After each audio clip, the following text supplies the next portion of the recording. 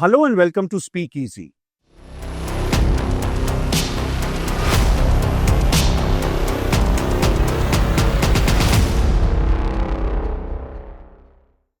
The BJP has appointed a relatively unknown person, Nitin Nabin, as its new working president, with the expectation that he will become the full-time president of the party in January. So what does this mean for the party and for the government? And more importantly, what does it mean for the control of the duo that is of Amit Shah and Narendra Modi over the party apparatus? To discuss this key issue, I'm joined today by Nilanjan Mukhopadhyay, senior journalist who's been covering the Sangh Parivar, author, writer, columnist, essayist on the BJP for quite some time. Welcome to SpeakEasy, Nilanjan. Thank you, Amit. It's a real pleasure to speak to you. Nilanjan, before I delve into Nitin Nabin, I just want to ask you a little bit about the press coverage over his appointment. How do you see it? Is it that there's a WhatsApp group of the government operating which sends out something in the evening, and a lot of the mainstream media simply seems to reproduce it because everything that the BJP does or its leadership is a strategic masterstroke, a generational change, without really mentioning that he's a relative non-entity and perhaps he's been appointed only because he's a non-entity?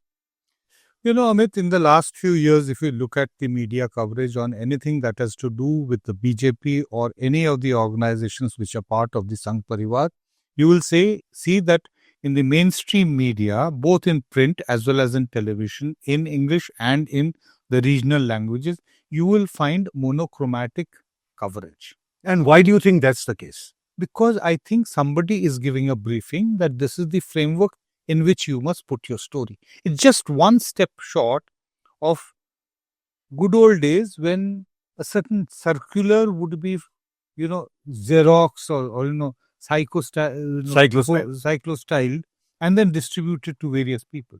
It almost looks that somebody is actually listing out the key talking points. So could it be on a WhatsApp group, you think, of, the reporters who cover the BJP? I am not a social media, techie. There are better techies within the BJP, and at the moment it appears that within the opposition also, because the BJP is getting bested. But whatever little the BJP does, they do utilize it for their benefit the most than the opposition parties. So coming back to the monochromatic bit. Yes, Nitin Nabin, even I personally spoke to 4 or 5 different people across organizations. BJP, RSS, former RSS, former Yuva Janata Morcha, etc., etc. And what do they say? They all say that, look, there are 4 or 5 main takeaways, what Mr. Nitin Nabin has done. First is that he was an elected MLA for the last 5 terms. So I said that he's a dynast. He got the ticket. In your rediff piece, you mentioned that he got the ticket within 2 months of his father's death, when he was barely 25 plus few more months. He had not yet turned 26 officially, as per his date of birth on this concern. Second point which they make is that he handled Chhattisgarh, Well, Chhattisgarh he handled. If he had handled so beautifully, and if actually the victory of the BJP in 2023 in Chhattisgarh, then at least the BJP would have publicized it. They have not publicized him because only one face is to be publicized. Now that is Mr. Modi's, and the others remain anonymous. But still, it does not actually establish that this person did something dramatic, and he displayed skills which were non-existent within the BJP. So why do you think Amit Shah and Narendra Modi chose him? Because he is he's the most diminished president of the BJP that you can think. In terms of public profile, he is the smallest among all the presidents of the BJP. Has had 11 presidents prior to that. I'm not actually counting them term-wise, like Mr. Advani or Mr. Rajnath Singh has been president for several terms. But he is the 12th president, so literally the 12th man. So you know the kind of role that the 12th man has. So that is what And we are playing a lot of cricket these days. Yeah, we are playing not just cricket, but maybe also several other games, and this government. And so what is your sense? I mean, at one level, we see from 2014 a new BJP under Mr. Modi and Amit under Amit Shah. So we also see the image of a very powerful leadership, of especially of the Prime Minister.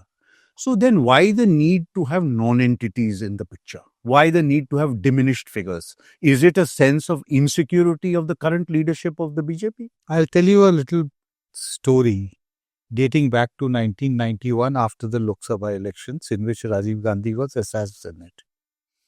Mr. Govindacharya, K.N. Govindacharya, who was then the General Secretary of the party, used to like to tell, tales, stories. He had a very engaging style of conversation. So after the election was over, the last phase of polling was over, several of us, about 8, 9 beat reporters were sitting in his room, and one person asked that, now what is your calculation?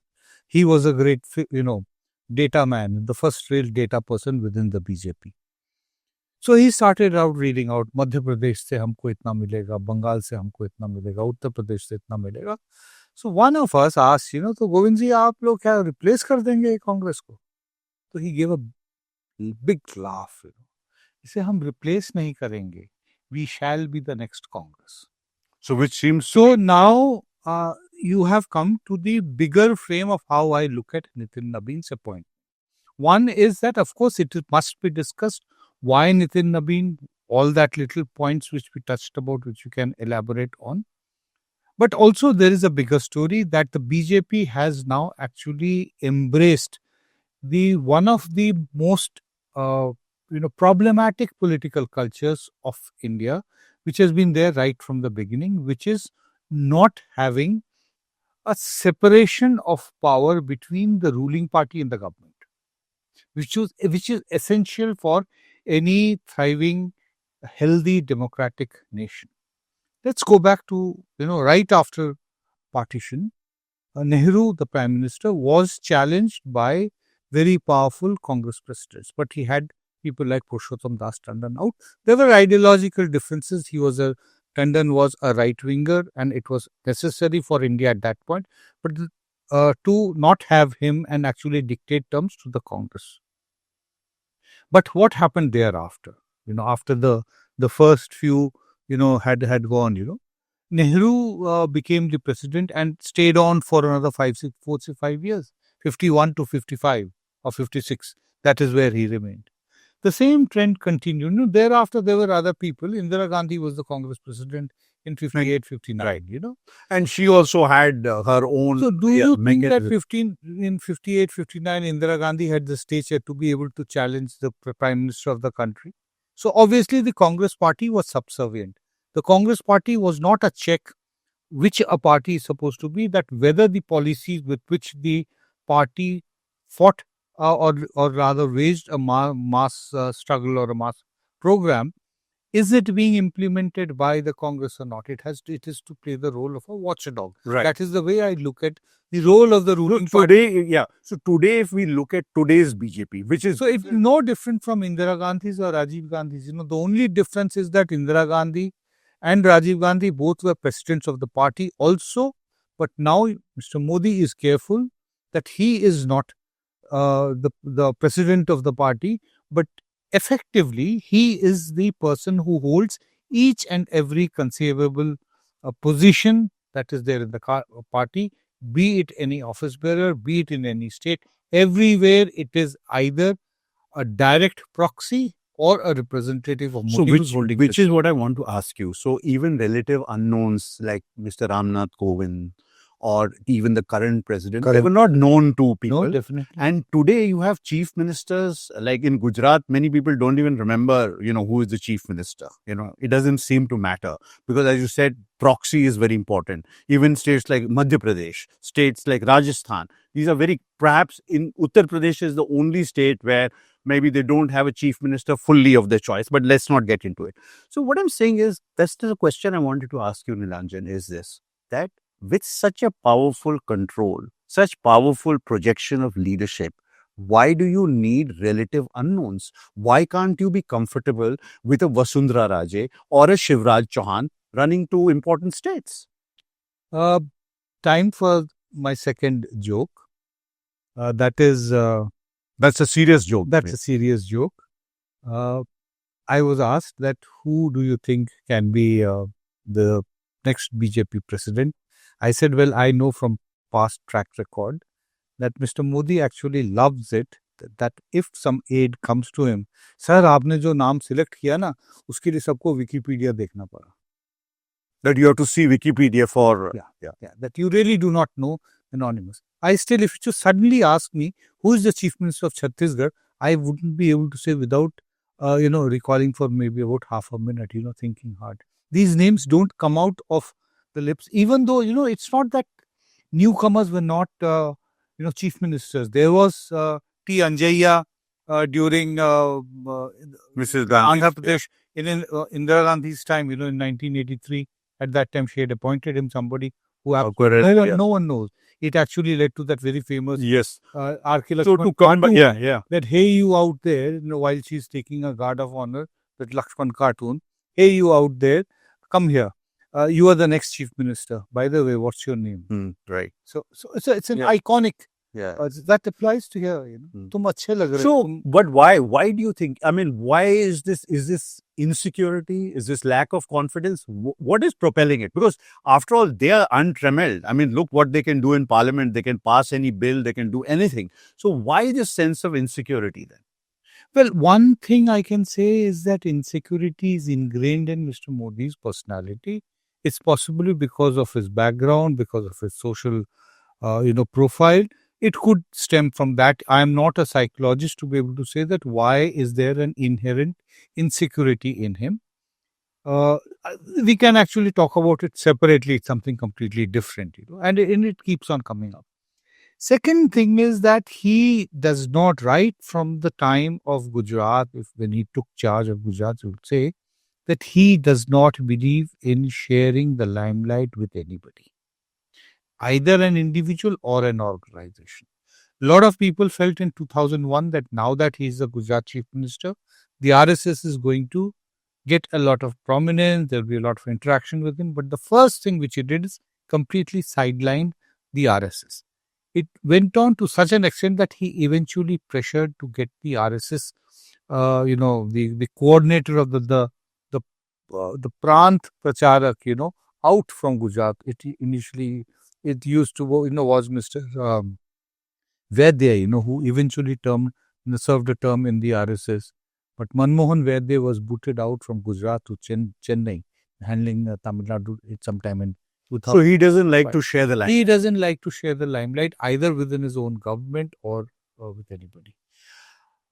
Any of the other fraternal organizations also, So he is a problem for the RSS because he delivers ideologically. He is committed to the Hindutva core ideology, yet he does not believe in the working style, which is, consultation.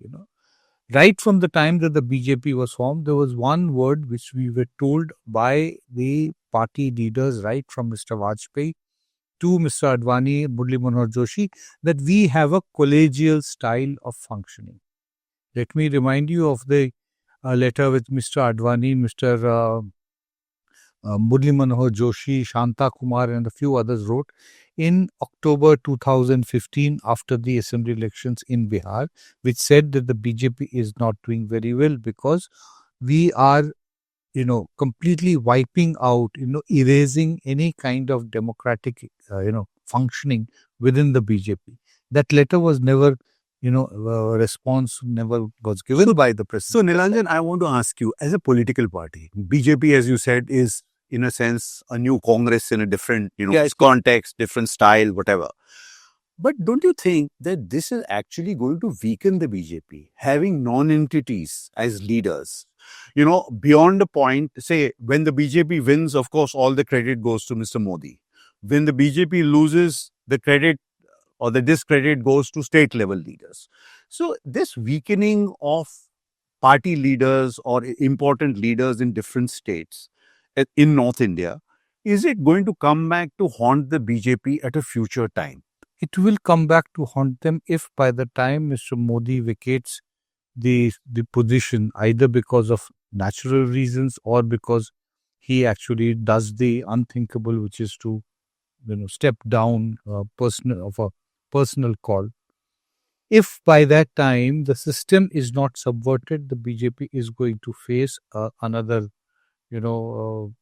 self-exile, something like another, 10 years. Because this is precisely some of the problems that the Congress faced.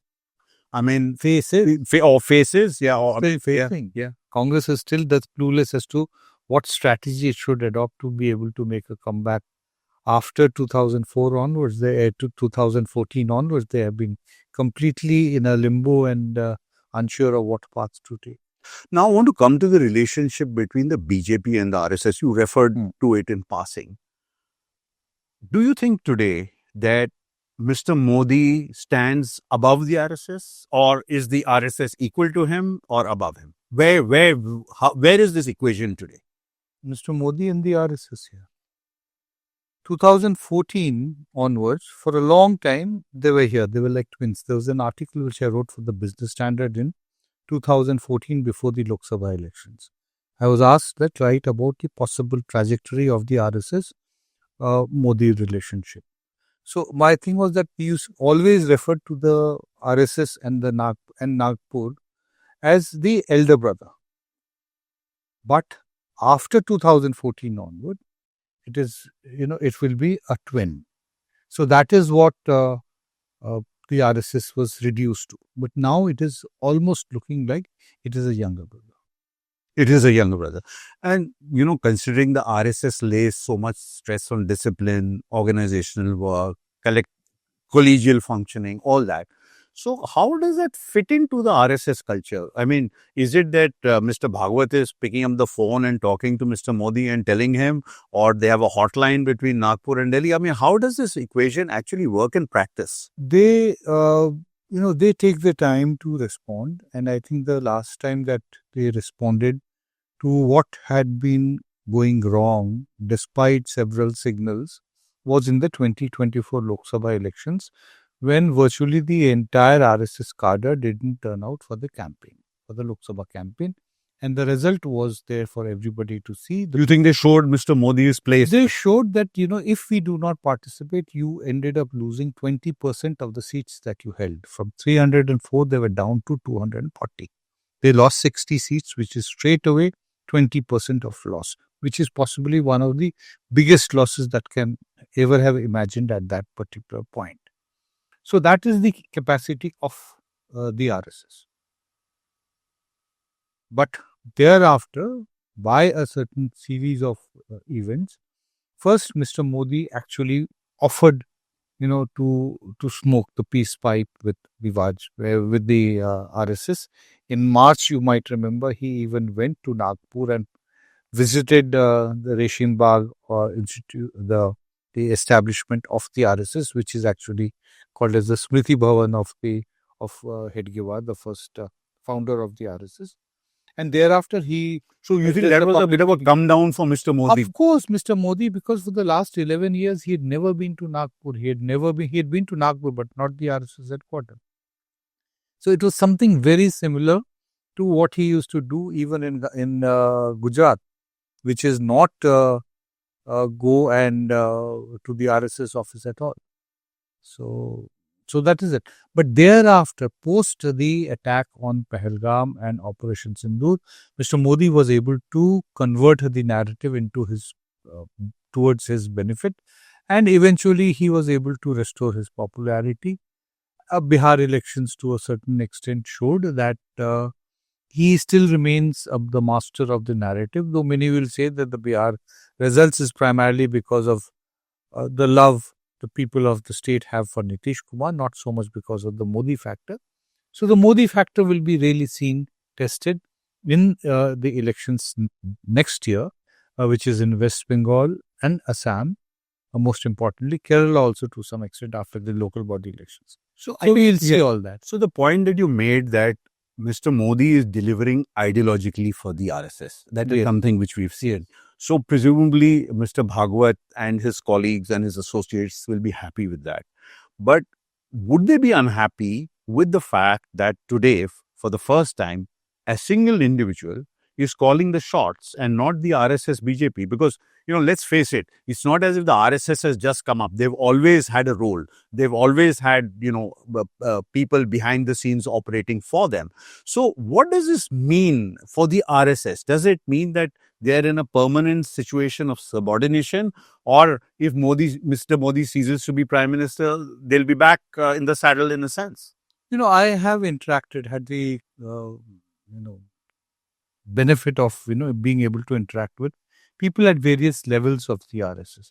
There is a difference of opinion, even the RSS, of regarding the extent to which we should continue to tolerate the complete promotion of a personality cult. In principle, the RSS asked them that, said that हमारे यहाँ व्यक्ति centric हमारी राजनीति नहीं है. Person should not be at the center of politics. Should not be.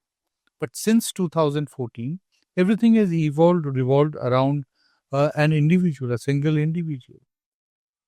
So that is something which the RSS does not like. And I think, what really, where the Rubicon was crossed last year in 2023 when the RSS decided to stay away from the campaign. In 24. In 24, sorry. In 24 was with the slogan Modi ki guarantee. So when I remember that I just asked in our neighborhood, one of the RSS persons who used to always come during the campaign. So I said, met him in the market. I said, Bhai sahab, aap log aaye nahi is baar? Why didn't you come? Why didn't you come? So he said, well, if Mr. Modi has taken the guarantee, let him deliver. So that's it. We don't need to work. We do not need to. So there was a certain thing which they felt. But after that, there has been a certain kind of a sorting out. And thereafter, Mr. Modi has regained his dominance on that. There will be a time again, because nothing is permanent in politics. There aren't any permanent friends, no permanent enemies. For the moment, the RSS has decided to take a back seat. Let's see, there is still a lot of year in the 75th year to happen. Mr. Bhagwat is also 75. Let us see that if not Modi, does Bhagwat step down? And I think that there will be a significant strategic shift in the attitude towards the BJP and a Modi-led attitude minus Mr. Mohan Bhagwat. The other thing which I want to ask you, Nilanjan, is about the RSS itself. Today, since 2014, it has unprecedented access to the levers of state power, organizations, institutions. And we know a lot of their appointees are everywhere. So what does it mean for us as a society and a polity? Is it the monochromatic nature that you mentioned about the press? Has that also been extended to other institutions? I think, that is very much there in every institution outside the media also, be it the bureaucracy. Everybody knows that to be on the fast track for promotions, you have to be on the right side of the political masters. Likewise, in various other sectors, most important, the way I look at it, which has been actually completely subverted, is the sector of education. Every college, every university that I come across, where I interact with people, everywhere it is the same story, that the selection process has been completely taken over by the RSS. Their experts come, they sit, they are very critical openly, they are abusive towards people who do not agree with the ideological line of the RSS, who have been known to be critics of Hindutva politics. They're completely sidelined, they're not promoted, and even after retirement, they're not given in many places, which has now become almost a routine kind of a thing, extension till the age of 65. I know a large number of cases where that hasn't happened. All kind of the RSS must be really happy with this scenario. Absolutely. The RSS, has nothing to complain in terms of ideological objectives, except on the economic front. On the economic front, the RSS thinks that Mr. Modi has a soft corner for a certain set of industrialists within the country, and also outside, at a global level. It is actually opening up Indian economy, very crucial sectors, to foreign countries, which is not to the liking of the RSS. And that is why it has actually had quite of a tough time trying to control its economic affiliated, those affiliates which are active in this sector of economics, be it the trade union, which is Bharatiya Mazdoor Sangh, first of all, because it is India's largest trade union. So it has told them that no, nothing to do against the government. How long can the RSS continue to see its economic philosophy being completely subverted by the Modi government, only because of national, domestic, I would say that meeting the objectives of the RSS? The other issue that I want to, just touch upon is about leadership and strong leadership. We've seen two crises recently. One is the ongoing one, the AQI in Delhi, which, gets a lot of attention. AQI in North India. We also saw the crisis in the aviation sector over Indigo. And the third thing we saw is that Mr. Modi wanting to avoid Donald Trump at all costs. He didn't go to Kuala Lumpur for the ASEAN meeting, where India has spent a lot of time and effort and diplomatic, diplomatic stress on getting where we have got with the ASEAN. So he just didn't go because Donald Trump was going to be there. Instead, he did go to South Africa for G20 and so on. So what is this, your sense? I mean, this projection of leadership and the reality, because everybody knows the AQI is a huge crisis which they've not been able to handle. Indigo essentially arm twisted the government into giving them a relaxation. And as far as Trump is concerned, Modi continues to avoid him. So these three, examples that I can think of, I just want to get your take on what do you feel about the leadership style? Well, to start off with the most obvious and the most recent one, the AQU crisis, not just in Delhi, but even Lucknow, a T20 match between India and South Africa being called off. I do not know that, how a government like that can actually, explain away this thing, just to not talk about it. But I think that there should be some movement now, because reports say that even Mr. Modi got delayed. So if Mr. Modi was annoyed personally because of something that inconvenienced him, I think he would possibly do something, though I do not know what he is going to do and how it is going to do. But I think the government should be paying a greater interest, not for the right reasons, but yes, at least thankfully that should be there, and we would welcome that if it happens. Indigo, yes, we know that the civil aviation sector, it's not had a very consistent policy, and it has actually opened up a lot of, sectors within the aviation sector to private industry, which is very favorable and friendly with the present regime. Indigo is also a part of that. I look at it essentially from that framework, and I would suggest those people in the media who look at aviation sector, who write on aviation sector, to look at it from that perspective. We have not yet found that a very good, analysis of what really happened. Trump, I frame it within the overall foreign policy of Mr. Modi, which I think has been the biggest weakness of his right from 2014, because his foreign policy that he pursued was not because of the diplomatic needs of India, but because what steps, what policy would actually benefit him in harnessing his domestic electoral constituency. So someone who is practicing foreign policy with the eyes backward at home can never succeed. You have to give... But it appeared he had Donald Trump in his pocket in the first term. You remember the great visit to Ahmedabad. No, Agli Bar, Trump Sarkar. What, somebody should have hauled him up in court. That what business do you have to campaign for a political leader of another country? He did it, and it was accepted by Indians. This is where actually he was able to build a false narrative. That what has Mr. Modi done? उन्होंने कुछ किया हो ना किया. What he might not have done anything, but at least he has ensured the respect of the Indian passport. We Indians, when we go abroad, we are no longer shabbily treated, but we are treated with a lot of respect by various countries and their power and their governments. How do you think the RSS looks at this foreign policy angle?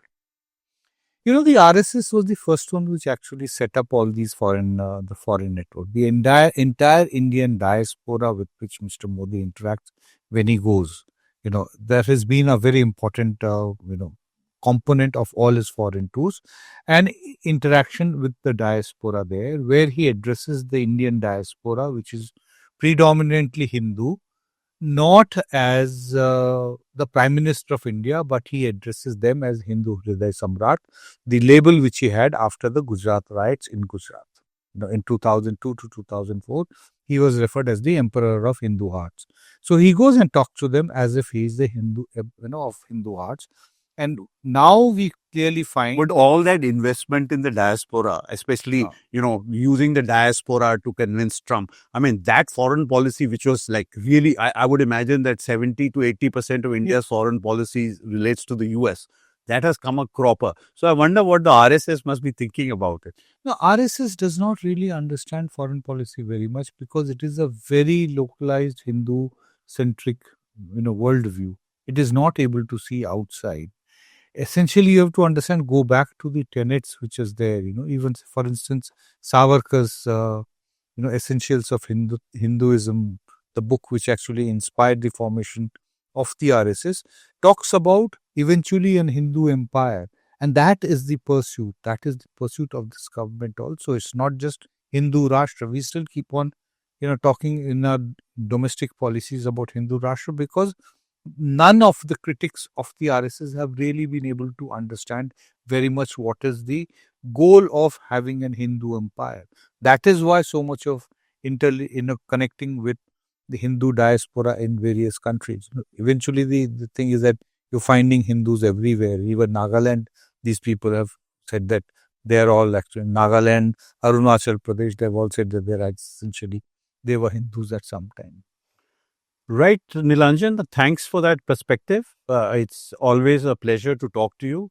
I mean, we've covered a wide area, but the RSS, I think, is somewhat undercounted in this government, or its influence, its impact. So I think I'm glad we were able to touch on all these issues.